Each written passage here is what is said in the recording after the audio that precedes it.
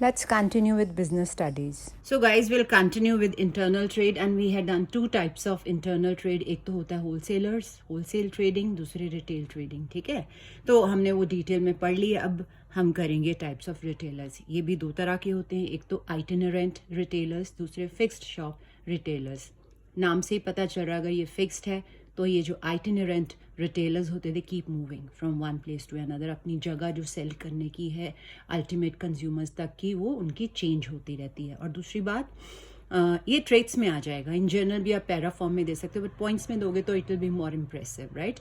तो they are very small traders. ठीक है, किस चीज़ में डील करते हैं? फ्रूट्स में, वेजिटेबल्स में, किचन वेयर में. सुना होगा साइकिल पे बेचारे कई लोग लेकर आते इतना सामान, टोकरा लेके आते. किचन वेयर होता है, कोई लेमन स्क्वीज़र होता है, समथिंग लाइक दैट. ये वेजिटेबल्स होती हैं. तो ऐसे जो काम करते हैं उनको हम क्या बोलते हैं? Itinerant retailers. ठीक है.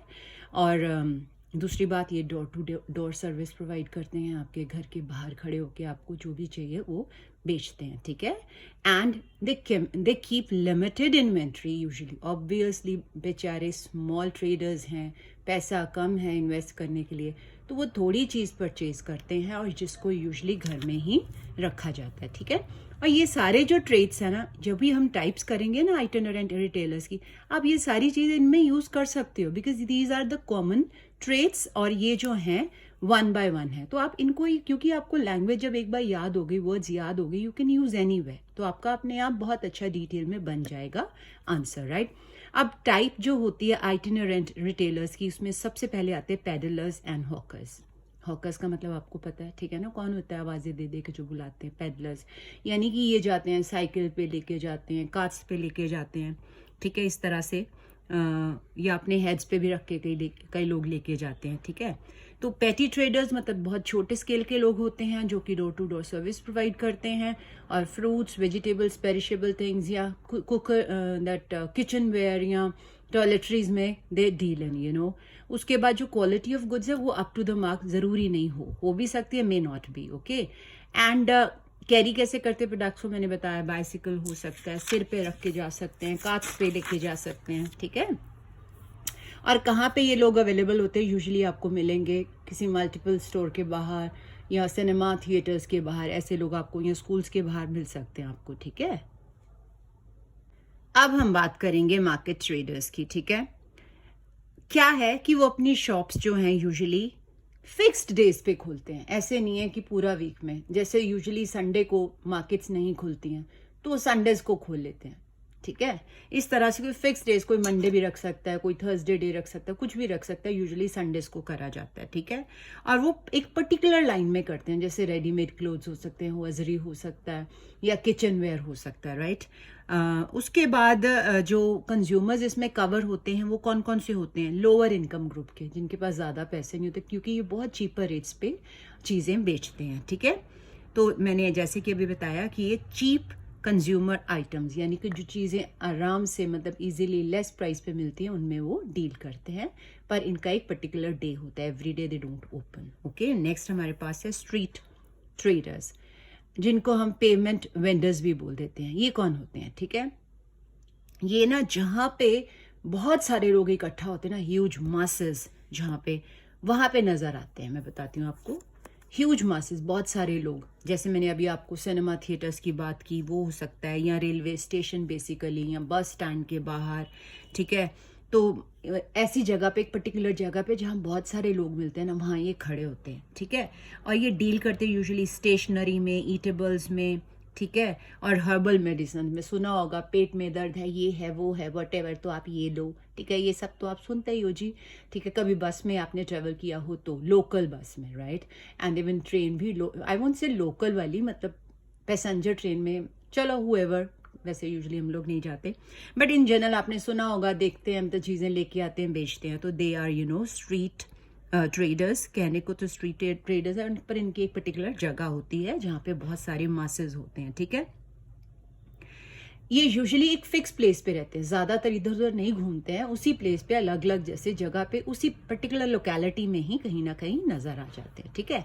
उसके बाद है हमारे पास चीप जैक्स. नेक्स्ट टाइप है चीप जैक्स की. वो कौन होते हैं? अगेन पेटी रिटेलर्स तो होंगे ही ऑब्वियसली. ठीक है ना. उनकी जो शॉप्स होती हैं ना, वो एक मिनट मैं बताती हूँ आपको। उनकी जो शॉप्स होती है वो टेम्परेरी नेचर की होती हैं, परमानेंट नहीं कर सकते, वो बहुत छोटा स्केल होता है ना उनके काम का, ठीक है। उसके बाद ये कंज्यूमर आइटम्स किस तरह की, जैसे सुना होगा गली में आते हैं या गली के बाहर बैठे होते हैं कि क्या करते जी अपनी वॉचेस रिपेयर करा लो या कुकर ठीक करा लो, ये सारे इस कैटेगरी में आते हैं, ठीक है।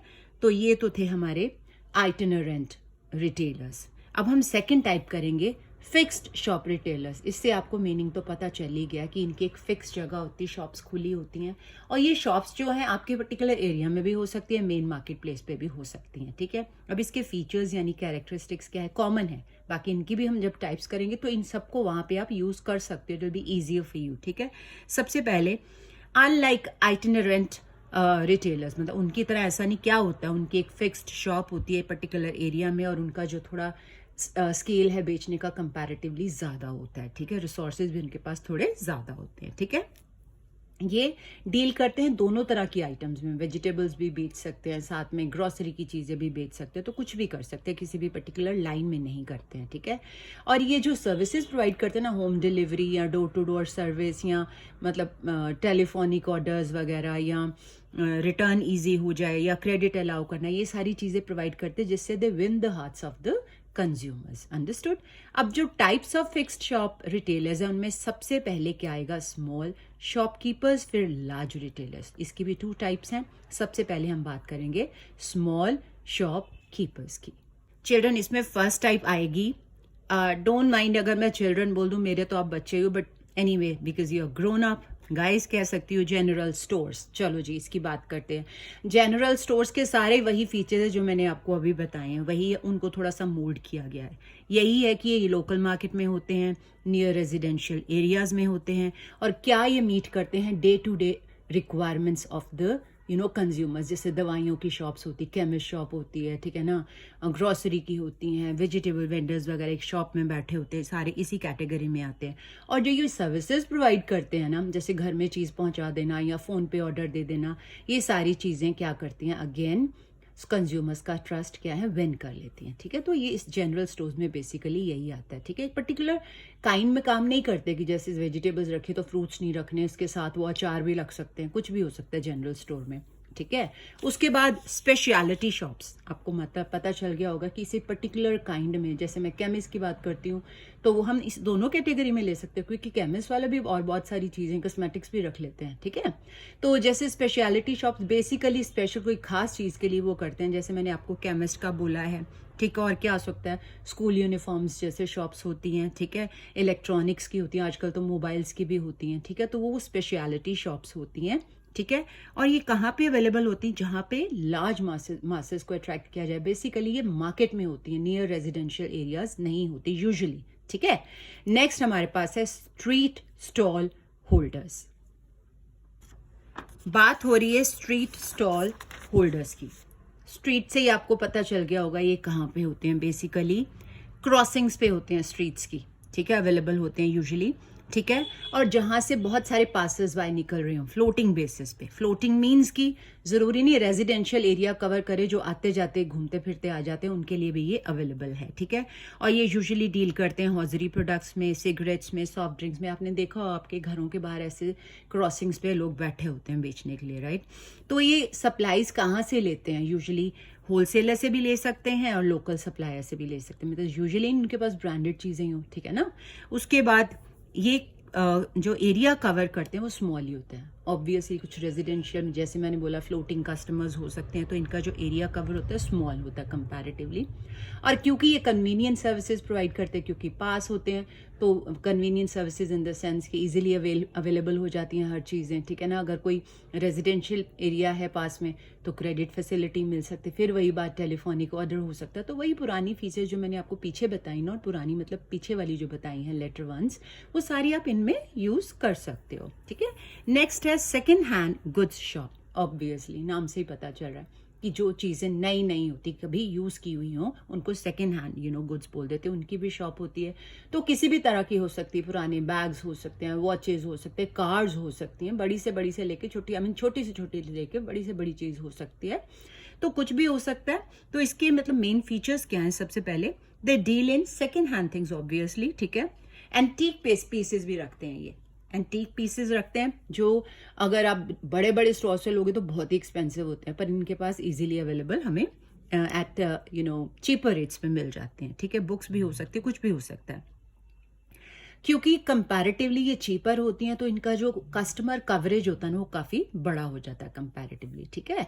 उसके बाद ये जो शॉप्स हैं किस तरह से अवेलेबल होती हैं, स्टॉल की फॉर्म में हो सकती हैं या टेबल पे रख के डिस्प्ले कर लेते हैं, तो या अगर जैसे कार्स की, मोटरसाइकिल्स की बात करो तो उसके लिए स्पेशल इंफ्रास्ट्रक्चर भी रखा जा सकता है। डिपेंड करता है कि किस टाइप ऑफ किस लाइन में आप काम कर रहे हो, ओके। तो हम बात कर रहे थे फिक्स्ड शॉप यानी जो स्मॉल स्टोर्स थे, ठीक है। अब हम बात करेंगे लार्ज स्टोर्स की। इसमें दो तरह के कवर होते हैं, एक तो डिपार्टमेंटल स्टोर्स, दूसरा मल्टीपल स्टोर्स, तो चेन भी बोल देते हैं उनको, चेन स्टोर्स। चलो बात करेंगे बाद में। सबसे पहले डिपार्टमेंटल स्टोर्स। डिपार्टमेंटल स्टोर से आपको थोड़ा सा आइडिया हो जाएगा कि इनमें डिपार्टमेंट्स होते हैं और किस तरह से इनको करते हैं, आई लेट यू नो सबसे पहले, ठीक है। सबसे पहले तो इनके लिए बहुत बड़ा एरिया चाहिए होता है, ठीक है, जिसमें वाइड वेराइटी ऑफ प्रोडक्ट्स रखे होते हैं और स्कैटर्ड होते हैं डिपार्टमेंट्स जो स्पेशलाइज करते हैं किसी पर्टिकुलर लाइन ऑफ प्रोडक्ट में, ठीक है, और अंडर द सेम रूफ। उसके बाद एग्जाम्पल्स में क्या क्या आ सकता है, जैसे एक डिपार्टमेंट टॉयलेटरीज का हो सकता है, एक मेडिसिन का हो सकता है, एक रेडीमेड गारमेंट्स का हो सकता है, ग्रोसरीज का हो सकता है, किचन वेयर का हो सकता है, राइट। तो ये डिपार्टमेंटल स्टोर में एक डिपार्टमेंट अलग अलग इस तरह से होता है, ठीक है। अब इंडिया में यूजली बात करते हैं फ्रॉम नीडल टू एरोप्लेन्स की, कि ऐसे भी डिपार्टमेंटल स्टोर्स हैं अब्रॉड में, लेकिन इंडिया में ऐसा तो कुछ नहीं है from needle to aeroplanes. But एक बहुत बड़ा यहाँ पे है चेन्नई में, स्पेंसर्स, तो काफ़ी बड़ा एरिया, काफ़ी कुछ उसने कवर किया हुआ है ऑल एंड ऑल, ठीक है। तो अब ये जो स्टोर्स हैं ये क्या करते हैं बेसिकली, ये होते हैं basically elite class of people के लिए यूजुअली, ठीक है। बाकी जब डिस्काउंट सेल लगती है फिर सब तरह के कस्टमर्स भी पहुंचते हैं, ऐसी बात नहीं है, बट यहाँ पे यूजुअली एलीट क्लास के लोग आते हैं, ठीक है। उसके बाद जो साइज है इट इज सो बिग कि इसको पार्टनरशिप फर्म या ओनरशिप बेसिस पे लाइक सोल प्रोप्राइटरशिप में करना बहुत मुश्किल हो जाता है। तो basically this is owned by joint stock companies, ठीक है। उसके बाद क्या है, ये कंबाइन करते हैं दोनों के फंक्शंस को, किस किस के, मैन्युफैक्चरिंग के एंड रिटेलिंग के, दोनों को लिंक अप इकट्ठा कर लेते हैं, यानी दोनों काम ये खुद करते हैं, बीच में से इंटरमीडिएरी खत्म कर देते हैं, जिससे कॉस्ट ऑफ इंटरमीडिएरी खत्म हो जाता है। Is that clear? उसके बाद हम करते हैं अगला फीचर, ये है कि यहाँ पे परचेजिंग जो है वो तो सेंट्रलाइज्ड होती है। सेंट्रलाइज मतलब एक ही लॉट में, एक ही लॉट में मीन्स एक जगह पे सेंट्रलाइज होना, यानी एक पर्टिकुलर प्लेस पे होना, लेकिन उनको बाद में डिस्ट्रीब्यूट किया जाता है item wise different different departments में। ये अनदर फीचर है इसकी, ओके। अब इसके मेरिट्स, क्या क्या फायदे हैं डिपार्टमेंटल स्टोर्स के। सबसे पहले ये तो किसको करता है, अट्रैक्ट ह्यूज मासेस को।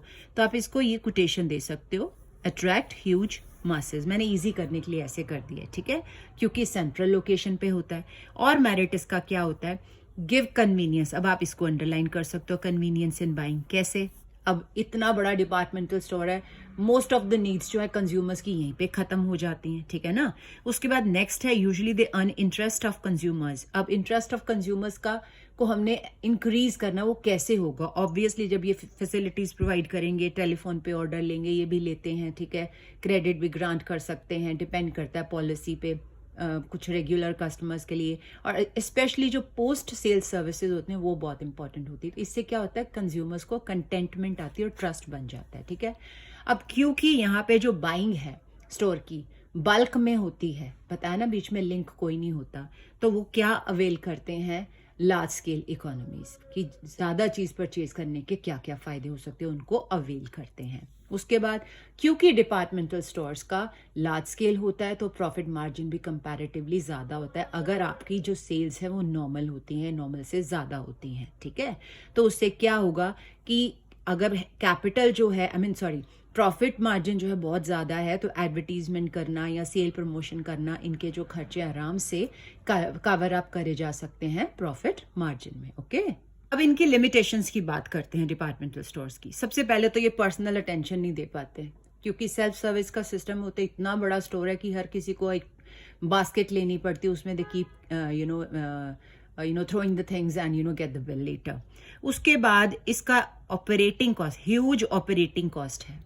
डिपार्टमेंटल स्टोर है, सबसे बड़े बड़े खर्चे तो यही है कि इंफ्रास्ट्रक्चर बहुत चाहिए, स्टाफ की सैलरीज बहुत सारी होती हैं, तो ये लो इनकम ग्रुप के लिए इतना सुटेबल नहीं है, क्योंकि यहाँ पे खर्चे जो उन्होंने चीज़ों में से ही निकालने हैं, ठीक है ना। तो ऑपरेटिंग कॉस्ट इसमें ज़्यादा है, जिससे कस्टमर्स जो लो इनकम वाले कंपैरेटिवली कम आते हैं, ठीक है। उसके बाद cause of high operating cost, जब कॉस्ट बहुत ज़्यादा होगा तो क्या हो जाता है, लॉसेस कवर करना मुश्किल हो जाता है, ठीक है।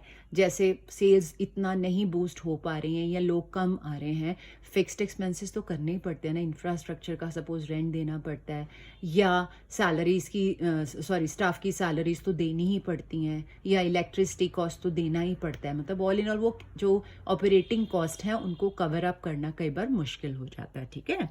उसके बाद क्योंकि एक सेंट्रल प्लेस पे होते हैं, कई बार शॉर्ट नोटिस पे डिलीवरी लेना चीज़ों की अवेलेबल या पॉसिबल नहीं होता है, तो ये इसकी शॉर्टकमिंग्स हैं, ठीक है। नेक्स्ट जो मेन है हमारा रिटेलर्स में जो कौन से होते हैं बिग लेवल के, ठीक है, उनमें कौन आता है, चेन स्टोर्स या मल्टीपल स्टोर्स। एक तो डिपार्टमेंटल स्टोर्स होते हैं, दूसरे होते हैं मल्टीपल स्टोर्स। तो क्या फ़र्क है दोनों में अभी पता चल जाएगा आपको, क्योंकि चेन स्टोर्स क्या है, नेटवर्क ऑफ रिटेल शॉप्स है, ठीक है, that are spread over different parts of a country and owned by manufacturers or intermediaries. All in all, आपने सुनी होगी चेन मैकडॉनल्ड्स की, मैकडॉनल्ड्स सुना होगा, है ना।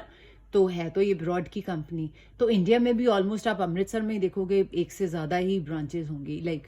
तो ऑल इन ऑल इनके ओनर्स तो एक ही होते हैं, चाहे वो जॉइंट स्टॉक कंपनी हो वट, तो आगे डिफरेंट ब्रांचेस खोली होती हैं, ठीक है। नेटवर्क होता है शॉप्स का, रिटेल शॉप्स का, ओके।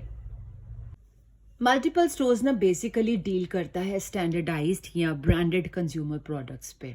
तो ब्रांडेड चीज़ें हैं, एक्सपेंसिव तो होंगी, इसीलिए एलीट क्लास यूजुअली अट्रैक्ट होती है इनकी तरफ। अट्रैक्ट तो सारे होते हैं पर everybody can not afford, okay. तो इसकी फीचर्स क्या है, ये भी फीचर्स ही हैं, बट इन कॉमन मतलब कॉमनली कौन कौन सी आ जाती है वो मैं आपको बता देती हूँ, ठीक है। सबसे पहली बात तो ये है कि ये मासी लोकेलिटीज़ में, जहाँ बहुत सारे बिग मासेस होते हैं पीपल के, वहाँ पे ये लोकेट करते हैं इसको। उसके बाद बेसिकली एलीट क्लास जो मैं पहले बताया आपको, उसको कवर करती है, ठीक है। अब परचेज बल्क में है, वो भी सेंट्रलाइज्ड होती है, यानी हेड ऑफिस जैसे परचेज करके बाद में डिस्पैच करता है डिफरेंट रिटेल स्टोर्स को, अपनी ब्रांचेस को, तो वो बेनिफिट्स उठा सकते हैं बल्क बाइंग के, ठीक है। उसके बाद जो मैनेजमेंट एवरी ब्रांच की है ना, वो बहुत ही एफिशिएंट होती है, इन द सेंस कि उनको डे टू डे जो इन्फॉर्मेशन है या डेटा है सेल परचेज का जो भी है, वो हेड ऑफिस में सबमिट करना पड़ता है। तो ऑब्वियसली अगर अच्छा मैनेजर होगा तो सब कुछ तभी पॉसिबल है ना। तो क्योंकि ये बड़े डिपार्टमेंट है, बड़ा स्टोर है, तो इसके लिए जो मैनेजमेंट सिस्टम बहुत ही इफेक्टिव होता है, ठीक है। उसके बाद head office is in a sound position. कैसे, जब उनको अपडेट्स रोज के रोज मिलेंगे, उनको पता चलेगा कितना कैश मिला कितना नहीं मिला। यूजुअली जो सेल्स हैं वो कैश बेसिस पे होती हैं, तो सारी डिटेल्स उनको पता चल जाते हैं daily submission of reports from retail shop से, उन्हीं की जो ब्रांचेस हैं, ठीक है। उसके बाद क्योंकि जो सेल्स हैं बेसिकली कैश बेसिस पे ही होती हैं, तो बहुत सारे फंड्स अवेलेबल होते हैं किसके पास, हेड ऑफिस के पास, तो they can utilise it well. Diversify भी कर सकते हैं, कहीं पे इन्वेस्ट भी कर सकते हैं, ठीक है। अब क्या है, क्योंकि बड़े स्टोर है, इंस्पेक्टर्स की अपॉइंटमेंट भी करनी पड़ती है, ठीक है। जब इंस्पेक्टर्स अपॉइंट करेंगे तो फ्रॉड के चांसेस काफ़ी कम हो जाते हैं, ऑलमोस्ट नेग्लिजिबल हो जाते हैं, ठीक है। और मैंने एग्जांपल बता दी है, जैसे मैकडॉनल्ड्स है, बाटा हो सकता है, DCM हो सकता है, ठीक है ना। ब्रांड एक होता है, उनकी ब्रांचेस अलग अलग होती हैं। मेरिट्स एंड डीमेरिट्स अब हम करेंगे बाद में, नेक्स्ट लेक्चर में। और ये पेजेस को आप स्क्रीनशॉट लेके प्रिंट आउट उनके लेके रिकॉर्ड बना लेना, ओके। एंड एक लाइक कर देना, बनता है लाइक करना, तो कमेंट चाहे मत करो। And if you want to share you can share also, okay. Thank you so much guys, see you soon, take care, bye bye.